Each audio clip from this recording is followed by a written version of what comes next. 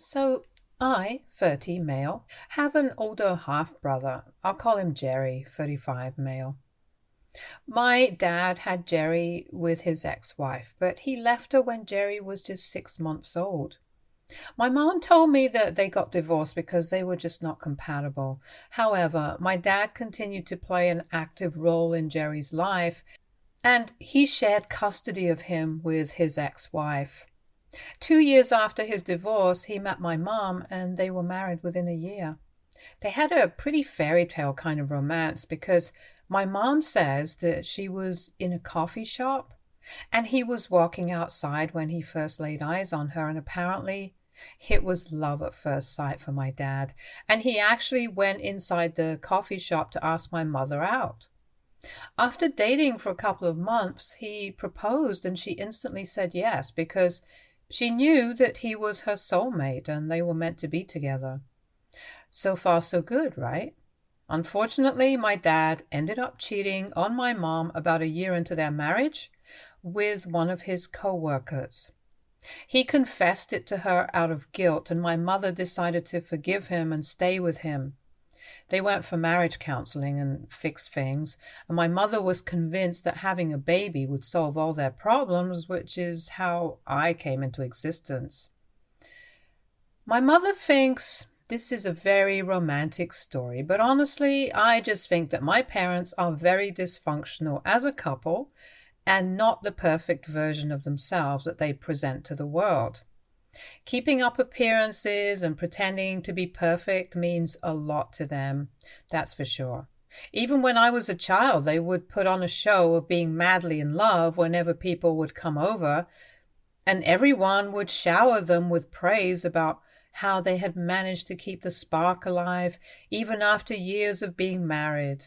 But the truth was that, like any other married couple, they were pretty normal and didn't constantly kiss or hug each other when they were at home, and definitely not in the honeymoon phase like they pretended to be. It was just a show that they put on like the perfect couple, and I realized it only when I was older. And this pressure to appear perfect also extended to me, which is why I was forced to enroll in a bunch of classes so I would be good at everything. I was constantly busy as a child and barely ever got time to relax. It wasn't until high school that I started protesting and they allowed me to spend some time at home and just unwind. My dad had made sure that both Jerry and I were straight A students and excelled at everything that we participated in. Academically or otherwise, it was no big surprise that Jerry got into one of the finest medical schools in the country, and I ended up in an Ivy League college for a business degree. There was a lot of pressure on us, which is probably why both of us are quite successful now. And while I do not recommend going this way for other parents, I am lucky that it worked out for me. However, my dad also believed that he had the right to control our personal lives as well. And my mother was no better because she always agreed with whatever my father said. So when Jerry turned 30, my dad told him that he was supposed to start looking for a woman he could marry and settle down with because he was getting older, and soon enough he would be out of options.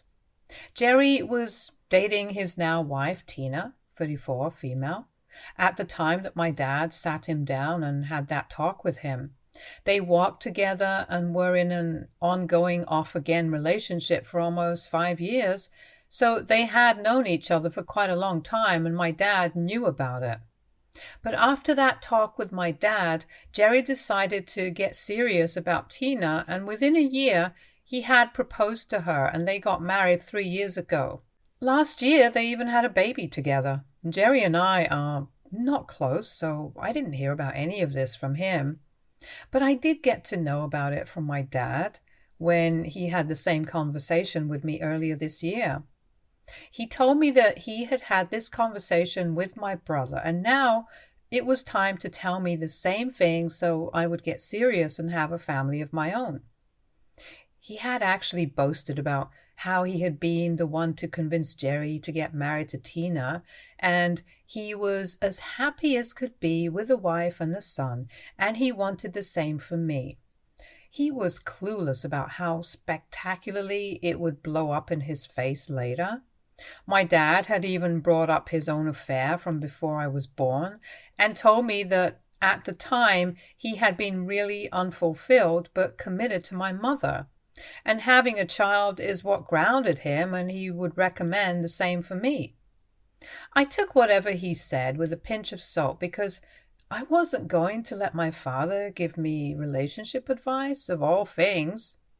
Lucky for him, he got to believe that he had changed my life as well because I had been planning to propose to my girlfriend anyway. Carla, 30, female, and I have been together for the past 3 years and have been living together for 2 of those years. So I had been planning to propose to her anyway, and 2 months after that conversation with my dad, I finally did it on the day of my birthday, and she accepted it, and we got married 3 months ago. I thought it was all going well, but obviously, if it actually was, then I wouldn't be here.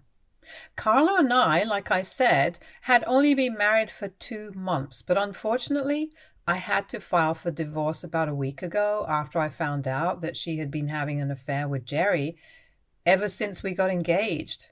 It was a huge shock to me, and I wouldn't even have found out if I didn't accidentally stumble upon her burner phone. I couldn't find some piece of clothing that belonged to me, and I was looking for it all over the house.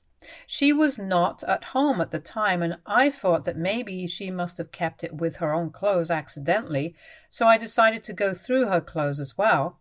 And when I was going through them, I felt something in one of the pockets of a particular pair of jeans. I took it out and found another phone. It was not password protected, thankfully, and there was only one text thread on it. I noticed that the phone number looked familiar. Sure enough, it was Jerry's phone number. I was horrified, and yet I continued to scroll up. The chat started about 3 weeks after I had proposed to her, and they were really flirting back and forth like 2 teenagers. They had confessed that they were in love with each other a few months after our engagement, and both of them were promising each other that they would stick it out no matter what. The plan was to stay with their respective partners until my nephew turned 5 and didn't need his mother as much as he would right now. And then both of them filed for divorce and came clean to me and Tina about the affair. Jerry would get shared custody of his son, and they would leave us so they could be together. I was horrified to read all of that, and even more so when I realized that the 2 of them were planning to carry on this farce for 5 years. It was deranged, and I immediately started packing my stuff up so I could leave the house. I knew that Carla wouldn't be home until late that day because she was out with her friends, so I took the time and packed all my things which would fit, took as many screenshots as I could of the messages on her phone, and then drove to a hotel a little out of town. I didn't leave any message for her or whatever. I just left the burner phone out on our bed, and I knew that she would know what it meant. I was sick to my stomach because even though Jerry and I had never been the best of friends, he and I had never really been on bad terms either. From the messages that I had read, I had figured out that he had made a move on Carla literally the night of our engagement. I had proposed on the day of my birthday party, so my friends and family had been there. And Jerry had been there as well because he was still family. And apparently he had come to her, and they had made out in the backyard of our house while I was attending to the guests and socializing with them. I had noticed that Carla had been missing for some time that night, but I didn't think much of it because I just figured that she had probably left to freshen up her makeup or something. But while reading the text, I realized that they made several references and would keep talking about the night of our engagement and their rendezvous. It was disgusting because here I was, celebrating us while she smashed faces with my married brother, who also happens to be the father of a child. I called up my lawyer that evening and told him that I wanted to file for divorce, so he had to start preparing the paperwork required. I honestly just wanted to make sure that Carla didn't get anything out of the divorce like alimony or even a settlement because I was in a much higher paying position than her, and she would definitely try to use that for her own gain. In fact, while reading those texts, I even realized that she was looking down on my profession while saying that she would much rather be with a doctor than with some glorified accountant. For the record, I have my own business, and I started a few years ago with two of my business school buddies. I handle the finances, and we are doing pretty well, so I don't understand why she would want to look down upon us when she herself is a corporate employee. I always knew that she was materialistic, but this is just sad. They had made a lot of fun of me behind my back in those texts, and I had started to hate Jerry. So I knew that sooner or later I would tell Tina and make sure that she knew she was married to a nasty, lying cheater and left him. I was just building up the courage required to do it because I was in a very dark place. I had blocked both Carla and Jerry everywhere as soon as I found out about the other phone because I didn't want to listen to any of their BS excuses or even give them a chance to explain themselves. I was just done. So 2 days after I had left my house and had moved into the hotel, I had expected that at least one of them would have the sense to apologize so I would go easy on them. But instead, what I received was a phone call from my father on the third day, and he started off by telling me that he had heard about the affair since Carla had found out that I knew, as I had left the phone out on the bed and she had contacted Jerry to talk to him about this because I wasn't answering her calls and she didn't know where to find me. And Jerry couldn't get to me either, so he talked to my dad, and my father finally was able to reach out to me. He told me that he was sorry that this had happened, and I thought that he was being understood, but just after he said that, he felt really bad about what was happening to me, and he told me that he would really appreciate it if I kept this all to myself and didn't talk about it just yet. I already knew the answer as to why he wanted that, but I still asked him and decided to record what he was about to say. He told me that he had talked to Jerry and both of them were afraid of the same thing, that I would talk to Tina and tell her about his affair. My dad told me that since I was not willing to speak to Jerry and had blocked him, he felt like it was his responsibility to tell me that neither he nor my mother wanted me to tell Tina about this. They said that unlike me, Jerry had to think about a child and it would ruin his life if I told Tina that he had been cheating on her with Carla. Tina came from a very well-connected family, and it was likely that she would use her power and influence to make sure that she had the most sway in the custody arrangement, and Jerry just couldn't bring himself to accept it. So through my dad, all of them were requesting me to keep my mouth shut and not tell Tina the truth. They even said that they had spoken to Jerry and had made him promise that he would stop seeing Carla, and if I wanted to, I could patch things up with my wife and make it work because that's what my mother had done. And their marriage had turned out to be beautiful in spite of my dad's mistake. So my parents thought that I should go the same way and forgive Carla and Jerry for their stupid little mistake because both of them were really sorry. I thought it was a bold move for my parents and Jerry to try and convince me that it was not a good idea for me to tell Tina about the affair, especially after he had screwed me over without batting an eye.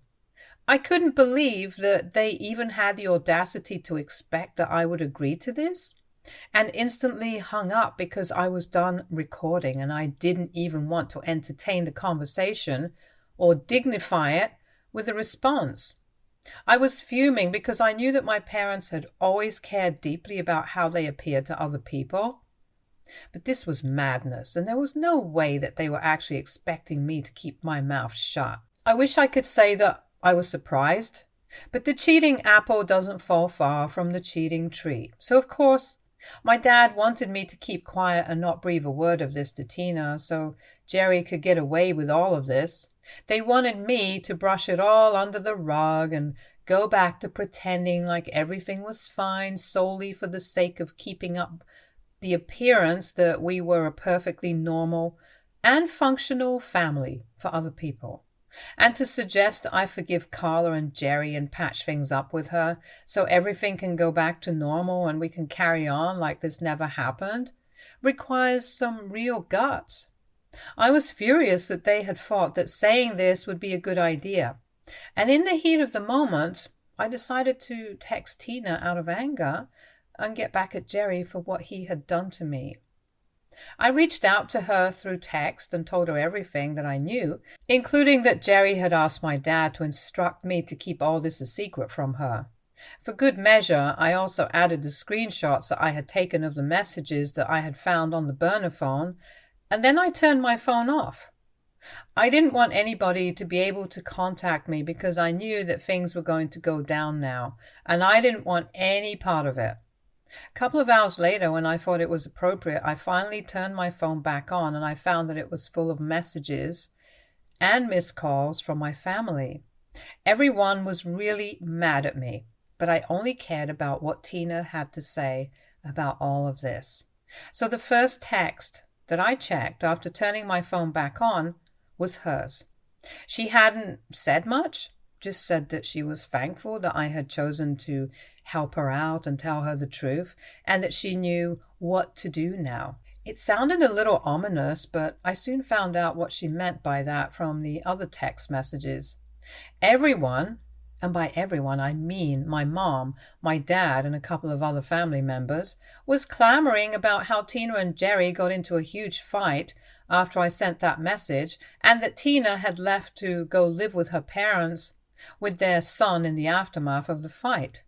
It has also become abundantly clear to me that divorce was very much on the table for them, and Tina might file for full custody, which was not good for Jerry, because she would definitely try her best to cut his time shorter with his son, even if he does get shared custody. And I don't know why, but my family is blaming me. If they didn't want any of this to happen, they probably should have taught Jerry not to cheat. But they didn't, so this is on him. I received a lot of angry messages and have been for the past couple of days, ever since I sent Tina that text and she left him. I think it's really unfair that everyone is blaming me, but it's even more unfair to claim that, apparently, I ruined a happy family. I don't even understand where that's coming from, because if they were such a happy family, then Jerry wouldn't cheat. But whatever. I know that I'm right, but I still feel kind of weird because I've heard that Jerry is really miserable now, and I don't feel comfortable that he might not get full custody. With Carla and I, it's fine because we didn't have kids, but for them, it's kind of different. AITA for telling my brother's wife that he was having an affair with my wife. Update 1. Okay, so it's been close to a week since I sent that message, and Tina left the house and things have become relatively quieter now, in the sense that nobody is constantly messaging me and reminding me that this is all my fault. Mostly because I have blocked everyone. I really don't need that sort of negativity in my life anymore. The only person that can still contact me is Carla, since I unblocked her because the divorce proceedings are about to begin, but she's using that window to try and talk to me and explain that she wasn't thinking straight and that she is apologetic for cheating on me. I don't know what she hopes to accomplish with this, but it's not really working. I don't feel bad for her. I don't even feel bad about what's happening. I think it's great that she cheated because it just saved me from wasting my time with her. I can't imagine being married to her for a year or more and then finding out that she had been cheating on me all along, or worse, letting her plan succeed, and then being together for 5 years before finding out that she had been having an affair.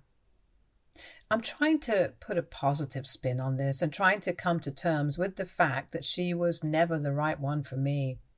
Because somebody who can agree to marry me and then go and make out with my half-brother, that person can never be my soulmate.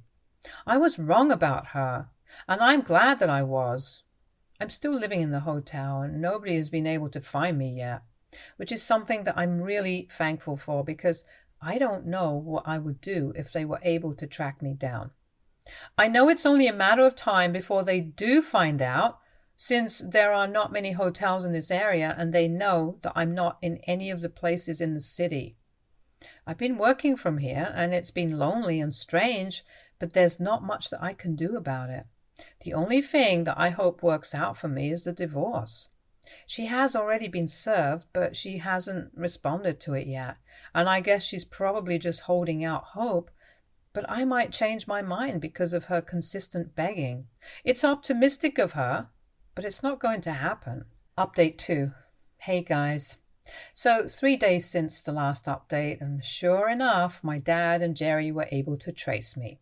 They went through every hotel in the city and realized that I wasn't in any of them, so they started looking for me outside of town and found my car in the parking lot of this hotel. I had already informed the front desk staff that if somebody came looking for me, they were not supposed to tell them that I was here, and so when my dad and Jerry confronted them about it, they said that nobody by my name was here in the hotel. But my dad and Jerry had already seen the car in the parking lot, so they knew that the staff were lying and started throwing a tantrum in the lobby itself. They started screaming and hurling cuss words at other receptionists, and they were forced to calm me down to deal with this mess. Once I came down, security escorted both of them outside, and I went out to talk to them. I had no idea what they even wanted to discuss with me because the damage was already done. And Tina knew the truth. My dad and Jerry told me that they had come up with a solution and a way for me to make up for what I had done. They told me that I was going to be called to testify against Tina in court, and all I had to do was say a few things to make Tina look like an unstable wife and mother, which is why Jerry cheated on her, and that way Jerry would get full custody. They told me that things were not looking good for him because, along with the cheating, Tina also had a lot of other complaints against him that made him look like a bad father. Like he was mostly not at home. But now she knew that he was out with Carla. And then there were other things too. Like he claimed that he loved his son, but he would never do anything for him. All the baby duties like changing diapers, feeding him, fell to Tina. And no matter how much requested of him, he would just not do it because he would always claim to be too tired. Not only that, he would also not do any of the chores around the house. And while she had been fine with doing it all herself before the baby, she couldn't do it anymore and she wanted to just get the heck out of this marriage. And honestly, I don't understand why they thought that telling me this would work. It just convinced me that I did the right thing and that Tina was better off without him. Besides, it was entitled of them to expect any help from me at all after screwing me over. Especially when it came to something like this. They wanted me to lie about Tina so that they would get full custody. I mean, it was ridiculous to even expect that I would agree to do it. I told them I didn't want to do it and that they meant nothing to me, so I didn't have to make up for anything. Then I walked away without even bothering to wait for a response because I knew that they could change my mind about this. I also instructed the security person to have them thrown out because I did not want them anywhere here, and I mentioned how dangerous they were. So that was enough. They got kicked off the hotel property, but I still had to apologize for their behavior. The only reason they didn't get the cops called on them was because they didn't want any bad press associated with them. Otherwise, they definitely would have called the police and had my dad and Jerry arrested. Update 3. So it's been 2 days since Dad and Jerry showed up at my hotel, and I haven't heard back from them after that. But Carla has been texting me a lot more now. We have set the date for the first meeting with the court-appointed mediator, and it's coming up in a week. She isn't even contesting the divorce, so I don't know why she keeps texting me. I haven't even opened her chat because I don't have the bandwidth to deal with all of this drama anymore. I know it'll just be the same old, I'm sorry, I shouldn't have done this to you. If you ask me, it's all BS. Because if she really was sorry, then she would have tried to at least make more of an effort to contact me. She would have called me, at the very least, because she knows that I'm not much of a texting person. Or better yet, she might not have cheated at all if she knew that I didn't deserve this. Up until a few days ago, she was limiting herself to 2 texts per day, but right now she's texting me almost every hour. I just haven't found the energy or mental strength to open the chat and see what she has to say, but I think I'll do it soon because it might be something important. Update 4. Alright, so this update is coming just 2 hours after the last one, and I know it's pretty soon, but I checked the messages that Carla had been sending to me, and I found out that she had apparently ended things with Jerry. They had a discussion recently, and she found out that for him, things had been purely physical. And all the promises that he had made to her were all things that he just said for the sake of it. She's obviously very disappointed about it, because she, unlike him, was serious about them and had actually started falling for him. She told me that she was sorry about everything that she had put me through, and that to make up for it, she was not going to be contesting the divorce or even trying to get anything as settlement or alimony, because she knew that she didn't deserve it. So that's one problem solved. At least I won't have to go through some long-drawn process and fight for myself. I didn't reply to it because I didn't know what to say. It's sad, but she kind of had it coming. What was she even thinking, getting involved with a married man with a child? Especially when she was getting married herself. It was quite stupid of her. But it all worked out well for me, so I don't have any complaints. I'm honestly glad that I checked out those messages, because this just means that I'll have to work a lot harder on the divorce than I thought I would have to. I forwarded all those texts to my lawyer and even saved them as screenshots in case I need them later. Update 5. Hey, so it's been a couple of months since I posted here, but I have been really busy. The divorce and everything took a lot less time once the waiting period was over, and in our state, we only have to wait for 90 days. So once that was over, it was a relatively straightforward process, and Carla only got to keep things that she had bought for herself, while I got everything else. I got the house, so I moved back in. She got her car, and since we hadn't been married for a long time, our finances were separate anyway, so there was nothing to do with that. Jerry and Tina are in the middle of their divorce, and the custody is getting pretty nasty from what I heard. It's sad for my nephew, but Tina has told me that I'm allowed to see him, and that's a huge victory for me, because I really like the little kid and I hope to have one of my own someday, and definitely will, but probably not with Carla. Anyway, I'm trying to get my life back on track, and so far it's going well. I just hope it continues to go well afterwards as well. Stay tuned for more stories from Argo Relationships.